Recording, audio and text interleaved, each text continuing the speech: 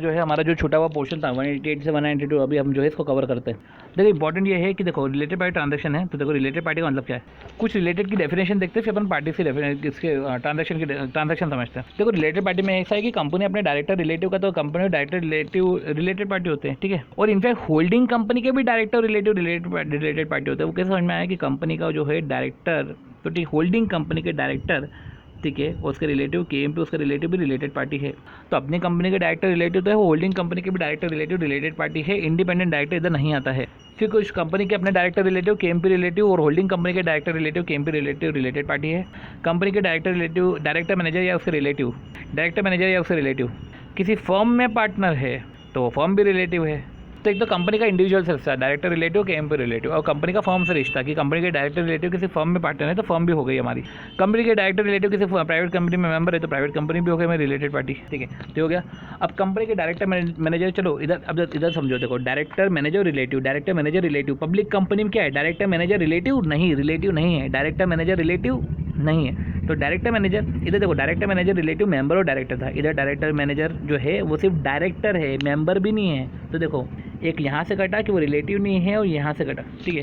पर अगर वो रिलेटिव के साथ होल्ड कर रहे हैं more than 2% of paid up capital, तो relative can be director of public company. देखो रिलेटिव डायरेक्टर बन सकता है पब्लिक कंपनी का, इधर रिलेटिव डायरेक्टर नहीं बन सकता, क्योंकि रिलेटिव अगर डायरेक्टर है, ठीक है, तो वो रिलेटेड पार्टी है। पर इधर तो relative can be director public company, तो रिलेटेड पार्टी नहीं होगा। तो डायरेक्टर मैनेजर इधर से एक कटा और मेंबर डायरेक्टर में से मेंबर कटा, तो सिर्फ डायरेक्टर बन सकते हैं, ठीक है। तो पब्लिक कंपनी में ऐसा है, साथ ही साथ जो है रिलेटिव के साथ वो मोर than 2% of paid up capital hold करते हैं, तो फिर वो हो जाते हैं रिलेटेड पार्टी। तो कंपनी के डायरेक्टर मैनेजर एडवाइस देते हैं, तो प्रोफेशनल कैपेसिटी में नहीं है, एडवाइस देते हैं वो बॉडी कॉर्पोरेट के बोर्ड ऑफ डायरेक्टर जो है कस्टम टू एक्ट, जैसे अपन ने इन्वेस्टिगेशन में समझा था, इन्वेस्टिगेशन में भी ऐसा है। वो 219 में रिलेटेड कंपनी से भी ऐसा है कि डायरेक्शन इंस्ट्रक्शन में काम करते। फिर वो ये कि कंपनी के डायरेक्टर मैनेजर किसी को इंस्ट्रक्शन दे रहे हैं, वो काम कर रहा है, और कंपनी के डायरेक्टर मैनेजर किसी पर्सन के डायरेक्शन पे काम कर रहे हैं, तो दोनों वाइस वर्सा हो गया। ये वाइस वर्सा है, डायरेक्टर मैनेजर रिलेटिव इधर से कट गया, रिलेटिव उधर से कट गया, मेंबर तो डायरेक्टर हो गया, ये पब्लिक कंपनी हो गया हमारा, ठीक है। इसमें 2% का ध्यान रखना। बाकी ये वाइस वर्सा हो गया कि डायरेक्टर रिलेटिव केएमपी रिलेटिव और होल्डिंग कंपनी के डायरेक्टर रिलेटिव जो है वो भी हमारे रिलेटिव हो सकते हैं। हम रिलेटिव जो होते हैं कंपनी के एंगल से देखते हैं, ठीक है ना। अब देखो कंपनी और बॉडी कॉर्पोरेट, क्या बोलना चाह रहे हैं कि बॉडी कॉर्पोरेट में पहला और दूसरा क्या बोलना चाह रहे हैं कि कंपनी बॉडी कॉर्पोरेट, तो कंपनी का बॉडी कॉर्पोरेट से रिलेशन, अभी अपन कंपनी देख रही है, कंपनी का बॉडी कॉर्पोरेट से रिलेशन, बॉडी कॉर्पोरेट जो है तो अपनी कैश हो, तो कंपनी का अपना कैश में तो कंपनी का एसोसिएट होल्डिंग सब्सिडियरी और सब्सिडियरी ऑफ होल्डिंग ये, और इन्वेस्टिंग कंपनी और वेंचर कंपनी भी इधर आती है। इन्वेस्टिंग कंपनी वो होती है कि जो बॉडी कॉर्पोरेट है जो इन्वेस्टमेंट करती है कंपनी में, और टू बिकम एसोसिएट, मतलब कि कंपनी में इन्वेस्टमेंट करती है और उस कंपनी को जो है एसोसिएट कंपनी बना देती है, तो ऐसे केस में ये कंपनी इन्वेस्टिंग कंपनी हो जाती है। तो रिलेटेड पार्टी अगर आपको याद है, eight the time of transaction देखा जाता है रिलेटेड पार्टी। अगर आपको रिलेटेड पार्टी याद है तो आप रिलेटेड पार्टी ट्रांजैक्शन के क्वेश्चंस कर सकते हो, पर रिलेटेड पार्टी के साथ आपको रिलेटेड पार्टी ट्रांजैक्शन भी समझना चाहिए, कौन कौन से ट्रांजैक्शन की बात कर रहे हैं। तो इसका बोला जाता है जीपीएस लाउ। जीपीएस लाउ का मतलब है जी से गुड्स और मटेरियल, तो गुड्स और मटेरियल सेल परचेस सप्लाई जो भी कर रहे हो, प्रॉपर्टी को देखो गुड्स और मटेरियल, फिर प्रॉपर्टी को सेल परचेस सप्लाई जो भी कर रहे हो, लीज पे भी कर रहे हो तो भी कवर है। देखो प्रॉपर्टी में 2 है, सेल परचेस सप्लाई जो भी कर रहे हो और लीज पे ले जा रहे हो तो भी प्रॉपर्टी में आ जाता है, और इधर आ जाता है। और ट्रांजेक्शन में ऐसे सर्विस दे रहे हो, वो आप ले रहे हो या दे रहे हो, और लाउ में तो लीजिंग आ जाता है, ठीक है। और एजेंट है, देखो अपॉइंटमेंट ऑफ, ऊपर के तीनों कामों के लिए अगर आपने एजेंट अपॉइंट किया है तो वो एजेंट आ गया। ए से अपॉइंटमेंट ऑफ रिलेटेड पार्टी, आप इधर देखो समझो, इधर अपॉइंटमेंट ऑफ रिलेटेड पार्टी कर रहे हो तो रिलेटेड पार्टी की डेफिनेशन समझना जरूरी है, और अपॉइंटमेंट ऑफ रिलेटेड पार्टी किस में कर रहे हो, ठीक है, ऑफिस और प्लेस ऑफ प्रॉफिट में, और प्लेस ऑफ प्रॉफिट और ऑफिस में कर रहे हो। देखो डायरेक्टर के लिए प्लेस ऑफ प्रॉफिट पता क्या होता है, उसके प्लेस ऑफ प्रॉफिट वो होता है कि जब उसको डायरेक्टर के रेम्यूनरेशन के अलावा कुछ और मिले। पर जो है दूसरे डायरेक्टर के अलावा दूसरे लोगों के लिए प्लेस ऑफ प्रॉफिट ये होता है कि अगर उसको सिर्फ जो है पैसे ही मिले, जहाँ से पैसे ही रेम्यूनरेशन ही मिल रहा है तो उसका प्लेस ऑफ प्रॉफिट है। तो अपॉइंटमेंट और रिलेटेड पार्टी जो कर रहे हैं वो office of place of profit में कर रहे हैं। अब समझेंगे office of place of profit, पर office of place of profit किसमें, होल्डिंग को छोड़ के सब में, कंपनी एसोसिएट सब्सिडियरी, होल्डिंग में नहीं। अरे मैं किसी होल्डिंग में थोड़ी ना करवाऊंगा यार, मैं किसी होल्डिंग में प्लेस ऑफ प्रॉफिट का अपॉइंटमेंट वो रिलेटेड पार्टी ट्रांजैक्शन में नहीं आता है, ठीक है। The appointment of related party in office of place of profit in company associate और सब्सिडियरी, ठीक है। और लाउ से अंडर राइटिंग ऑफ सब्सक्रिप्शन, ठीक है, ये अपन ने पढ़ा। अब देखो office of place of profit अपन फटाफट पहले पढ़ लेते हैं। Office of place of profit क्या है, डायरेक्टर के लिए office of place of profit क्या है, जहाँ पे वो रिसीव कर रहा है remuneration over and above the entitled remuneration as director, तो जो इंटाइटल्ड है उसको उससे ज़्यादा मिल रहा है तो प्लेस ऑफ प्रॉफिट है। अदर्स के लिए तो अगर उसको रेम्यूनरेशन भी मिल रहा है तो वो इसके लिए office of place of profit है। किस पर applicable? Related party transaction ordinary course of business में हो रहा है या आर्म लेंथ प्राइस पे हो रहा है तो कोई रिलेटेड पार्टी नहीं है। तो भैया देखो, ऑर्डिनरी कोर्स ऑफ बिजनेस में हो रहा है और आर्म लेंथ प्राइस पे हो रहा है तो अपन तो बोल दो ना कि अनरिलेटेड पार्टी ट्रांजेक्शन हो रहे हैं। फिर सारे ट्रांजेक्शन इन द फाइनेंशियल और ट्रांजेक्शन इन द फाइनेंशियल देखे जाते हैं। देखो अब ये जो मैंने ABCDE करा था ना, ये ABCDE इसलिए समझा था क्योंकि वो समझना जरूरी था GPS लाउ करके, GPS लाउ, ठीक है। तो ठीक है, गुड्स मटेरियल प्रॉपर्टी सर्विसेज, और L से है लीजिंग, एजेंट है, अपॉइंटमेंट और रिलेटेड पार्टी और अंडर राइटिंग ऑफ सब्सक्रिप्शन है। अब देखो समझो, ठीक है, अब क्या बोलना चाह रहे हैं? अब देखो क्या है, अगर गुड्स और मटेरियल, ठीक है, गुड्स आप जो है सेल परचेज सप्लाई जो भी कर रहे हो 10% ऑफ टर्नओवर या उससे ज़्यादा, तो 10% ऑफ टर्नओवर या उससे ज़्यादा जनरल मीटिंग में वो लग जाएगा। तो ये खुद से करो या एजेंट के साथ करो, ठीक है। रिलेटेड पार्टी ट्रांजेक्शन, तो रिलेटेड पार्टी ट्रांजेक्शन क्या होता है कि कंपनी का रिलेटेड पार्टी के साथ कॉन्ट्रैक्ट है, ट्रांजेक्शन है। तो रिलेटेड पार्टी ट्रांजेक्शन ये है कि रिलेटेड पार्टी आप पहले पता करो, उसके साथ आप ट्रांजेक्शन है। ट्रांजेक्शन क्या है कि आप सेल कर रहे हो, ठीक है, या appointment of agent in about 3 point, तो ठीक है ये कर रहे हो तो 10% ऑफ टर्नओवर से या उससे ज़्यादा, ठीक है, तो परमिशन। फिर जो है GP से प्रॉपर्टी जो है 10% ऑफ नेटवर्थ है उससे ज़्यादा, तो है P से प्रॉपर्टी सेल और डिस्पोज जो भी कर रहे हो, ठीक है। C से है GPS, C से है सर्विसेज, C से जो है लीजिंग है। देखो प्रॉपर्टी होता है तो नेटवर्थ होता है, पर देखो अगर लीजिंग आ जाता है तो लीजिंग है तो फिर भी टर्नओवर आ जाएगा, ठीक है। तो क्या बोला गया है कि अगर इंडिविजुअल ट्रांजैक्शन या सारे ट्रांजैक्शन फाइनेंशियल ईयर में एंटर्ड हुए हैं कॉन्ट्रैक्ट और अरेंजमेंट में रिलेटिंग टू लीजिंग और प्रॉपर्टी, तो ठीक है, तो क्या बोल रहे हैं कि इंडिविजुअल ट्रांजैक्शन या सारे ट्रांजैक्शन फाइनेंशियल ईयर में एंटर्ड हो रहे हैं कॉन्ट्रैक्ट और अरेंजमेंट, टू कॉन्ट्रैक्ट और arrangement entered into as a contract और अरेंजमेंट रिलेट टू कॉन्ट्रैक्ट और अरेंजमेंट किसके रिलेटेड में है? Leasing of a property of any kind, वो 10% of more of the net है, ठीक है, 10% और मोर है। तो इंडिविजुअल ट्रांजेक्शन या सारे transaction, all the transaction in the financial year, ठीक है। तो रिलेटेड बाय ट्रांजेक्शन है कॉन्ट्रैक्ट और अरेंजमेंट के तहत हो रहे हैं तो इसमें जो है परमिशन लेनी पड़ जाएगी। साथ ही साथ जो है सर्विसेज जो है contract arrangement in respect of services, ठीक है, जो इतने फाइनेंशियल ईयर 10% और टर्नओवर या उससे ज़्यादा है। देखो अब समझो, प्रॉपर्टी में नेटवर्थ हो शायद अंडर राइटिंग में नेटवर्थ आ जाएगा और 10% या उससे ज़्यादा, प्रॉपर्टी में अंडर राइटिंग में 1% से ज़्यादा, इसमें 1% या उससे ज़्यादा नहीं है, 1% से ज़्यादा है नेटवर्थ, ठीक है। और रिलेटेड पार्टी का अपॉइंटमेंट हो रहा है as an office of place of profit, तो चलो वो ठीक है। तो GP ये तो सर्विसेज है, ये तो लीजिंग है, लीजिंग में भी टर्नओवर है, सर्विसेज में भी टर्नओवर है, ठीक है। अब समझो सर्विसेज में भी जो है टर्नओवर है और जो है F में।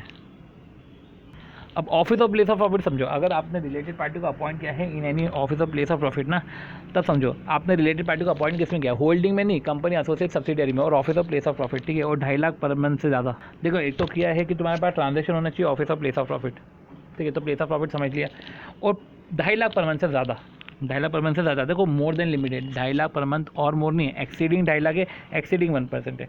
तो अंडर राइटिंग कर रहे हैं एक्सीडिंग नेटवर्थ ऑफ दी, तो कॉन्ट्रैक्ट अरेंजमेंट अंडर राइटिंग के रिलेटेड में under writing the subscription security derivative जो है एक्सीडिंग 1% ऑफ नेटवर्थ है, तो वो इधर कवर है।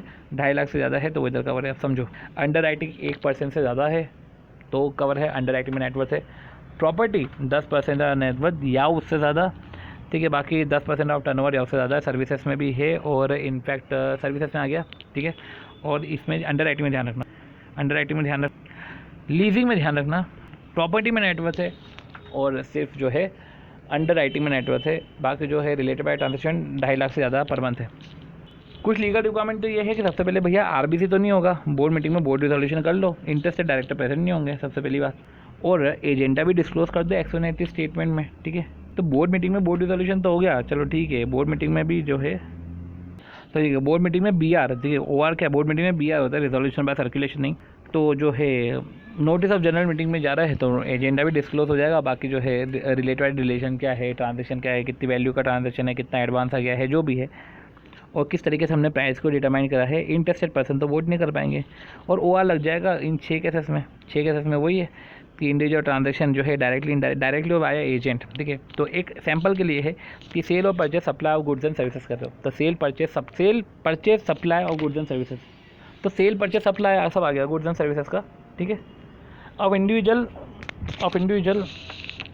ठीक है, और ऑफ इंडिविजुअल और ऑल ट्रांजेक्शन, ठीक है, इंडिविजुअल ट्रांजेक्शन और ट्रांजेक्शन डायरेक्टली डायरेक्टली एजेंट के through during the financial year 10% of turnover, और जो है 10% ऑफ टर्नओवर, ठीक है, या और मोर। अब देखो इंटरेस्टेड मेंबर है, जो अपनी बात हुई थी, इंटरेस्टेड डायरेक्टर वोट नहीं कर पाएंगे, ठीक है, अगर वो रिलेटेड पार्टी है तो वोट नहीं कर पाएंगे, पर वो वोट कर सकते प्राइवेट कंपनी में या कंपनी में जहाँ पे 90% और ज़्यादा लोग तो मेंबर ही है, 90% और मोर मेंबर जो है 90% और मोर मेंबर जो है वो रिलेटिव है, प्रमोटर के रिलेटिव है या तो रिलेटेड पार्टी। तो कंपनी 90% रिलेटेड पार्टी से भरी हुई है तो होगा, फिर तो वोटिंग होगी और कंपनी जो है कुछ गिवन बिलो है वहाँ पे वोटिंग चलेगी। ठीक है, अब सबसे पहले office of place of profit की अपन ने बात कर ली। ठीक है, कॉन्ट्रैक्ट और अरेंजमेंट की बात करें तो देखो, अगर BM में BR पास नहीं हुआ, GM में OR पास नहीं हुआ तो बोर्ड रेटिफाई कर सकती है, या तो शेयर होल्डर रेटिफाई कर सकता है 3 मंथ में रेटिफाई करा तो अच्छी बात है, नहीं तो वॉइडेबल हो जाएगा। ठीक है, तो केस में जो है बोर्ड रेटिफाई कर सकता है 3 महीने के अंदर। देखो वॉइडेबल है सबसे पहले तो, ये वॉइड नहीं है अगर कोई रेटिफिकेशन नहीं हुआ। ठीक है, कोई अगर रेटिफिकेशन नहीं हुआ तो वॉइडेबल है eight the option of board. देखो रेटिफाइड नहीं हुआ तो voidable at the option of board. अब कॉन्ट्रैक्ट और अरेंजमेंट जो डायरेक्टर ने ऑथराइज करा था या कॉन्ट्रैक्ट और arrangement with relative of director, तो कॉन्ट्रैक्ट और अरेंजमेंट है, कॉन्ट्रैक्ट और अरेंजमेंट ऑथराइज बाय डायरेक्टर। देखो कुछ कॉन्ट्रैक्ट और अरेंजमेंट जो है वो डायरेक्टर ने ऑथराइज करे थे या जो डायरेक्टर के रिलेटिव के साथ हुए हैं तो डायरेक्टर इंडेमनीफाई करेगा। तो डायरेक्टर की रिलेटेड पार्टी के साथ हुए या तो डायरेक्टर ने खुद ने ऑथराइज किया कि कर ट्रांजेक्शन, तो वो तो इंडेमनीफाई डायरेक्टर करेगा। ठीक है, रेटिफिकेशन नहीं हुआ तो voidable at the option of board है या शेयर होल्डर है। देखो तो ये voidable at the option of void तो नहीं होगा, और proceedings against director employ for recovery of loss होगा क्योंकि इंडेमनीफाई तो डायरेक्टर करेगा। ठीक है, अब देखो पेनल्टी क्या है, पेनल्टी ये है कि लिस्टेड कंपनी को जो है, अब अगर आपने करा कॉन्ट्रावेंशन, अगर आप एंटर हुए हो कॉन्ट्रैक्ट में इन कॉन्ट्रावेंशन, तो जो लिस्टेड कंपनी है तो उसको 1 लाख 1 साल। ठीक है, तो डायरेक्टर ऑफिसर लिस्टेड कंपनी के तो भैया 1 साल की जेल और 25,000 से लेकर 5 लाख तक की पेनल्टी। ठीक है, पनिशमेंट फाइल 25,000 से 5 लाख और 1 साल की जेल, और अदरवाइज जो है 25,000 से 5 लाख की पेनल्टी। ठीक है, तो convicted by court in respect to related by transaction, अगर आपको पता तो 164 में था, तो कन्विक्टेड है तो लिस्टेड कंपनी के डायरेक्टर होते हैं उनको लगती है। ठीक है, ऐसा था कि convicted by court for an offence involving related by transaction, ऐसा तो इस तरीके अपन बात पढ़ी थी। और जो है ठीक है नॉट एप्लीकेबल, अब किस पे एप्लीकेबल नहीं कि अपन ने पढ़ा था कि ये इन पे तो ये वोट कर सकते हैं। ठीक है, ये वोट कर सकते हैं। अपन ने पढ़ा था private company 90% related party of member है या रिलेटेड पार्टी है। गवर्नमेंट जो बिलो 2 है वो भी इस पर भी एप्लीकेबल नहीं होता। अब वो क्या लिखा हुआ है कि company having 40 member 38 related party है intent to do related party transaction A to F।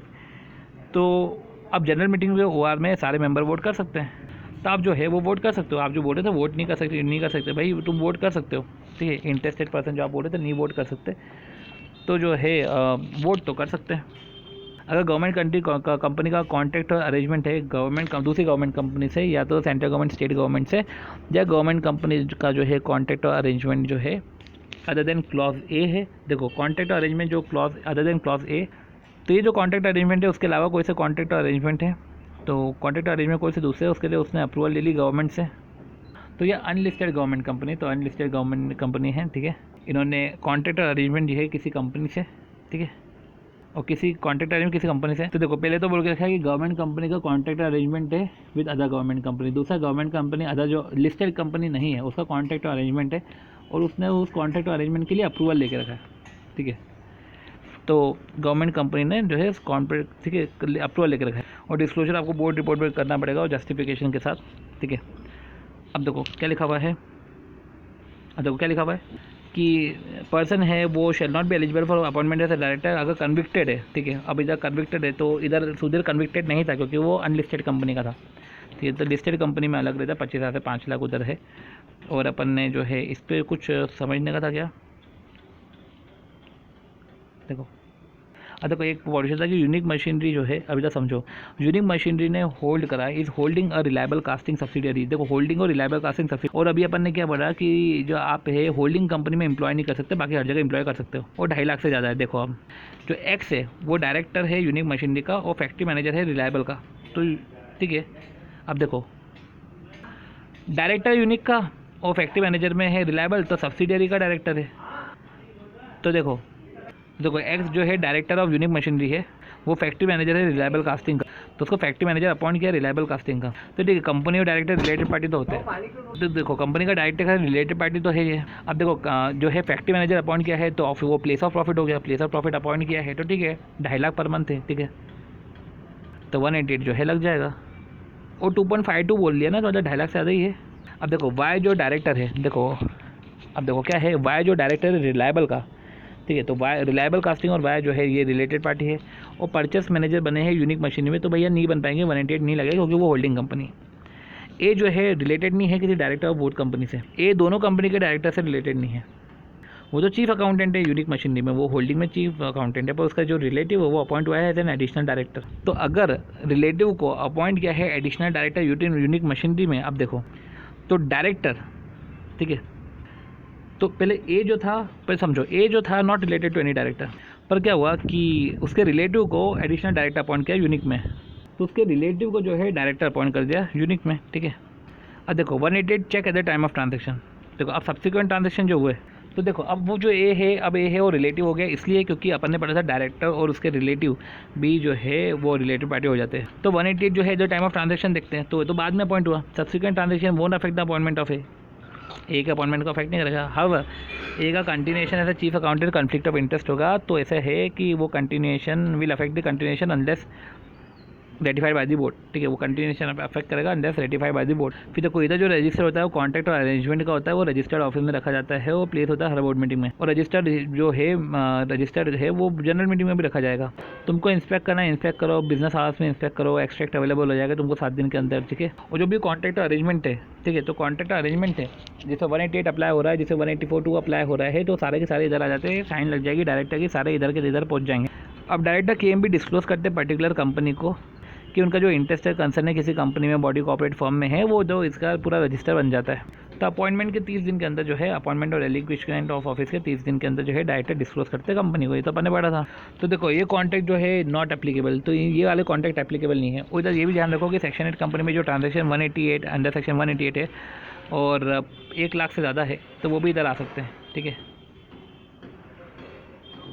तो बोल के रखा है कि डायरेक्टर, ठीक है, कॉन्ट्रैक्ट जो एप्लीकेबल नहीं है कि आपने गुड्स और मटेरियल सर्विसेज परचेस करे 5 लाख तक के, ठीक है, और 5 लाख तक के है अपने ट्रांजेक्शन, ठीक है। परचेस ऑफ गुड्स और material value up to 5 lakh, या तो आप सेल करो 5 लाख तक के, वो इधर मत डालना। या बैंकिंग कंपनी कॉन्ट्रैक्ट में एंटर हो रही है फॉर कलेक्शन ऑफ बिल, वो इधर नहीं आएगा। तो बैंकिंग कंपनी एंटर हुई contraction for collection of bill, वो इधर नहीं आएगा।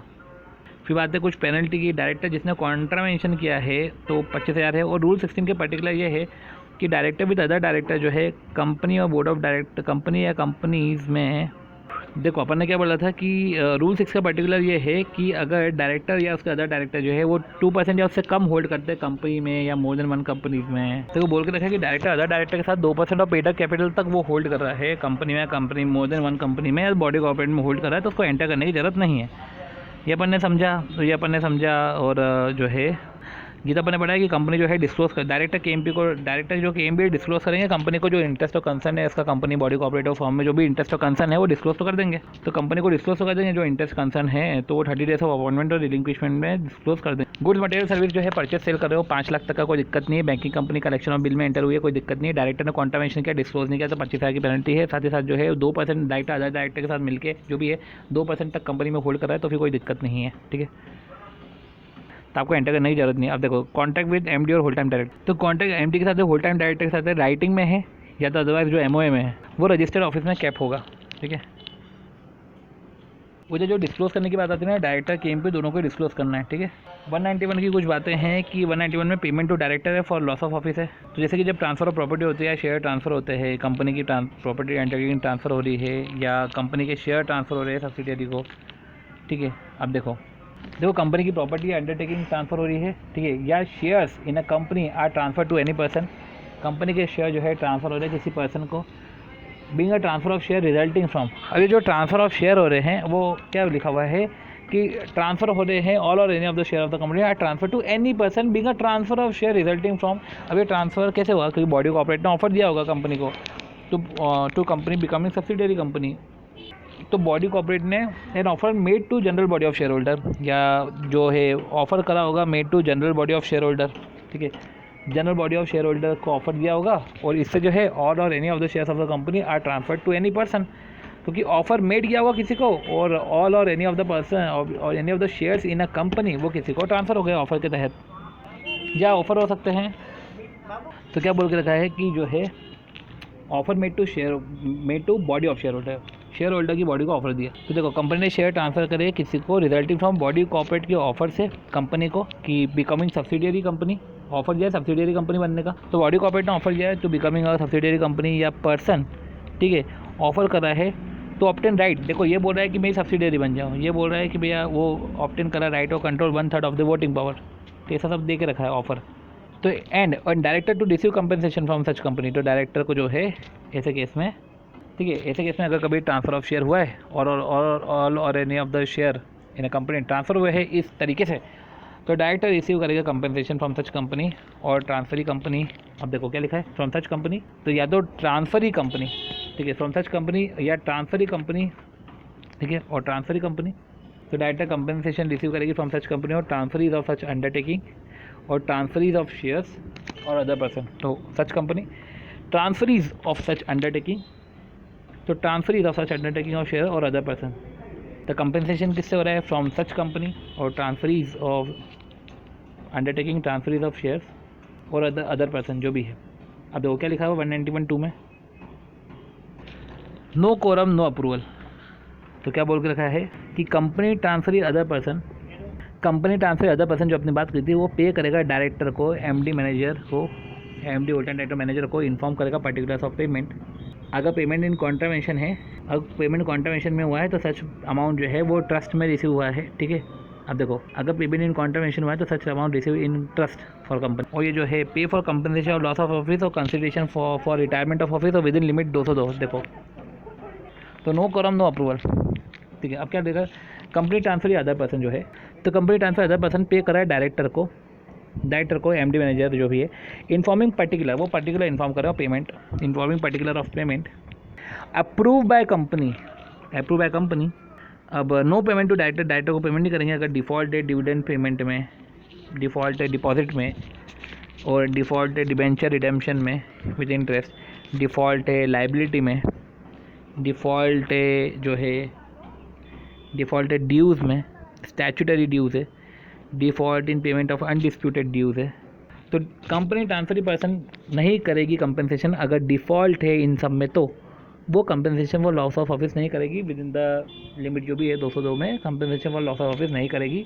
इस तरीके से जो है फिर 192 हमारा सेक्शन है, उसमें नॉन कैश ट्रांजैक्शन है, बोल रहे हैं कि कंपनी जो है एसेट एक्वायर करी है या कब डायरेक्टर से एक्वायर करी है या डायरेक्टर से एक्वायर करी, डायरेक्टर को दे रही है, जो भी है डायरेक्टर एक्वायर कर रहे हैं, डायरेक्टर दे रहे हैं, ठीक है, इंक्लूडिंग स्टॉक इन ट्रेड जो भी है, कैश डायरेक्टर ऑफ कैश, और होल्डिंग कंपनी में तो ओ आर तो होल्डिंग कंपनी में भी लग जाएगा, इधर भी ओ आर लग जाएगा। कॉन्ट्रावेंशन है तो वॉइडेबल है eight the option of the company, ठीक है, तो कॉन्ट्रावेंशन है तो contract voidable of the option of the company, और वॉइडेबल नहीं है मतलब वॉइडेबल नहीं है मतलब काम चल जाएगा, वॉइडेबल नहीं है तो वॉइडेबल है पर वॉइडेबल नहीं है। जब देखो इफ़ रेस्टिट्यूशन, ठीक है, इज़ नॉट लॉगन पॉसिबल, कि वॉइडेबल नहीं है, देखो वॉइडेबल हो जाता है, वॉइडेबल नहीं है अगर जो है रेस्टिट्यूशन पॉसिबल नहीं है, तो रेस्टिट्यूशन पॉसिबल नहीं है और कंपनी जो है has been identified by other person for loss. देखो रेस्टिट्यूशन पॉसिबल नहीं है, अमाउंट को रिकवर करना पॉसिबल नहीं है, पर जो कंपनी है इंडेमनीफाइड, कंपनी अमाउंट को तो रिकवर नहीं कर पा रही पर कंपनी को इंडेमनीफाई कर दिया है किसी दूसरे पर्सन ने लॉस के लिए, और अगर राइट्स जो है बोनाफाइडली एक्वायर हुए हैं तो फिर मैं वॉइडेबल कॉन्ट्रैक्ट बोलूँ ही क्यों, ठीक है। नॉन कैश ट्रांजैक्शन में हुआ है पर्सन कर्सन इन सब के साथ, और राइट्स एक्वायर हुए हैं बोनाफाइड बाय अदर पर्सन हुए हैं, तो फिर मैं क्या ही करूँ, फिर मैं इसमें जो है ठीक है, अब मैं क्या इसमें वॉइडेबल नहीं हो पाएगा, तो रेस्टिट्यूशन पॉसिबल नहीं है और नुकसान की भरपाई होगी अदर कंपनी द्वारा या किसी ने राइट्स बोनाफाइडली एक्वायर कर लिए है तो वो तो नहीं हो पाएगा। Notice of the meeting include particular of arrangement, जो मीटिंग का नोटिस है ना, जो मीटिंग का नोटिस है उसमें अरेंजमेंट कि भैया देखो ये अरेंजमेंट कर रहे हैं, ठीक है, ये अरेंजमेंट कर रहे हैं और वैल्यू ऑफ एसेट है तो रजिस्टर वैल्यू से वैल्यू होगी। अब कॉन्ट्रैक्ट है, ठीक है, ऑर्डिनरी कोर्स ऑफ बिजनेस के अलावा जो भी कॉन्ट्रैक्ट ओपीसी का कॉन्ट्रैक्ट सोल मेंबर के साथ है, ओटीसी का कॉन्ट्रैक्ट अपने मेंबर के साथ है जो अभी भी डायरेक्टर भी है, ठीक है। अब वो कॉन्ट्रैक्ट जो हो रहा है वो ऑर्डिनरी कोर्स ऑफ बिजनेस में नहीं है, और वो कॉन्ट्रैक्ट राइटिंग में है या तो नहीं है, तो कॉन्ट्रैक्ट के टर्म्स एंड कंडीशन जो है वो मेमोरेंडम में लिखी हुई है, ठीक है, वो प्लेस करेंगे बोर्ड मीटिंग में इमीडिएटली नेक्स्ट, और उसकी मीटिंग मिनट्स में रिकॉर्ड कर देंगे। तो कुछ कॉन्ट्रैक्ट होंगे इनिशियल वाले जो ऑर्डिनरी कोर्स ऑफ बिजनेस में नहीं होंगे पर राइटिंग में होंगे, राइटिंग में नहीं है तो भैया मेमोरेंडम में कुछ लिखा होगा तो उसको ऐसा है कि इमीडिएटली नेक्स्ट बोर्ड मीटिंग में उसको रिकॉर्ड कर लेंगे। पर जो भी ट्रांजेक्शन है, ठीक है, अब approval of contract by board of director, ये जो ट्रांजेक्शन है, ठीक है, सोल मेंबर के साथ, तो ओपीसी का अगर कॉन्ट्रैक्ट है सोल मेंबर के साथ, ठीक है, तो भैया कॉन्ट्रैक्ट का अप्रूवल चाहिए बोर्ड ऑफ डायरेक्टर से और 15 डेज में रजिस्ट्रार को बताना है। ये कॉन्ट्रैक्ट का अप्रूवल हो गया ना, देखो क्या लिखा है, shall not apply to contract जो अगर ऑर्डिनरी कोर्स ऑफ बिजनेस में कर रहे हैं, और अगर कॉन्ट्रैक्ट, ठीक है, such information shall be given to registrar 15 days में, तो ओपीसी का कॉन्ट्रैक्ट है सोल मेंबर के साथ है, सोल मेंबर डायरेक्टर भी है, कॉन्ट्रैक्ट कंपनी और सोल मेंबर के बीच में राइटिंग में, नहीं राइटिंग में तो भैया मेमोरेंडम में कुछ लिखा होगा, ठीक है। और section 93 shall not apply where a contract is entered into by a company in ordinary course of business में है, तो सेक्शन 190 से अप्लाई नहीं होगा क्योंकि ऑर्डिनरी कोर्स ऑफ बिजनेस में है। और कॉन्ट्रैक्ट इंटर करेगी 1% कंपनी तो वो मीटिंग्स में रिकॉर्ड करेगी बोर्ड मीटिंग में, नेक्स्ट बोर्ड मीटिंग में के मिनट्स में, और such information given to register within 15 days of date of approval, क्योंकि बोर्ड ऑफ डायरेक्टर का अप्रूवल होता है ना कॉन्ट्रैक्ट में, तो इन्फॉर्मेशन रजिस्टर को 15 दिन के अंदर दे देंगे, ठीक है। वो इस तरीके से ओवर होता है हमारा।